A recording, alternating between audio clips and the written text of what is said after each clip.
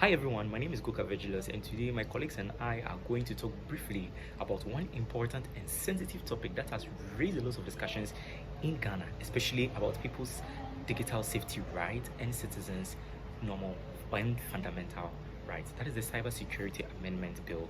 So today, stay with me as my colleagues and I explain what the Cybersecurity Amendment Bill is and why it matters in the Ghanaian society.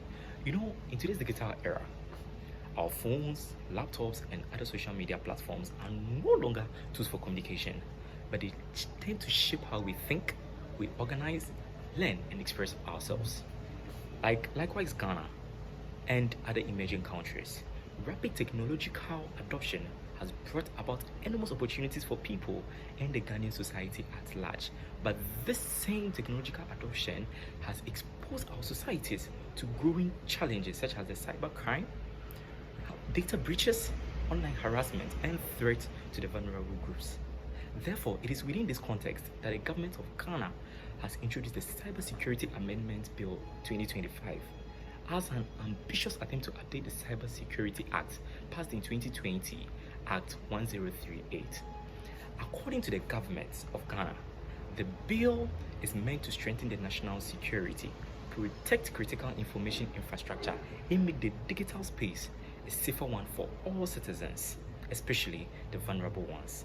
And this same bill tends to seek and expand the powers of Cyber Security Authority, widen the definition of cybercrime, and introduce new regulatory and financial security and obligations to digital service providers and the media organizations we have in Ghana.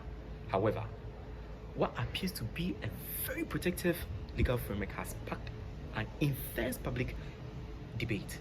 What is this about? Civil groups, media associations, and legal experts argue that the bill goes beyond cybersecurity and risks becoming an instrument of a stage breach. They warn what some provisions may undermine our constitutional right to privacy, freedom of expression, media independence, and democratic ability. This analysis critically examines the bill and implications for democratic governance and Ghanaian's media system. It focuses on 5 key areas. And what are those 5 key areas that it focuses on? It expands on powers of state institutions, the threat of freedom of speech, the financial and operational burdens on organizations, civilians and privacy concerns, and the delicate balance between data and child protection and freedom of expression. Ultimately, the key question remains: is the Cybersecurity Amendment Bill 2025 a necessary shield against our digital threats, or does it act as a risk, becoming a tool for digital control?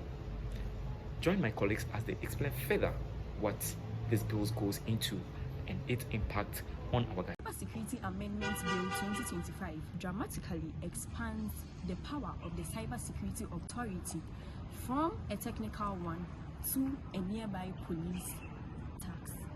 Actually,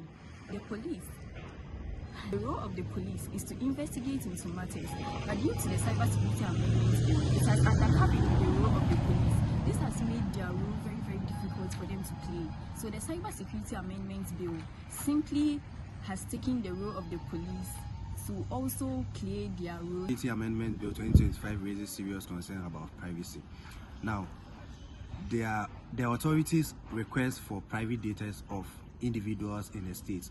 Now, whilst these individuals' information are needed, they are also being threatened because how things are being.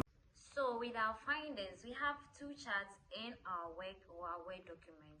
The first chart talks about the chilling effect, which states vagueness of words, severe penalties, and self-censorship by the media, among others. So to take into consideration the vagueness of word, this shows how unclear or uncertain some words in the bill are being used. Then our second chart talks about the tension between the individual privacy, the national security, and the judicial oversight. This explains how the bill in itself has made the national security a frontliner and making it a frontliner over the fundamental digital rights of its citizens. And in other words, this creates a conducive surveillance for all of us or the citizens, whilst eroding the digital privacy of individuals. In today's digital world, protecting children and vulnerable groups online is more important than ever. Ghana's cybersecurity 2025 seeks to address this through sections 67A and 67B. Criminalize cyberbullying, cyberstalking, and online harassment, providing legal recourse for victims and signalizing that online abuse is a serious offense.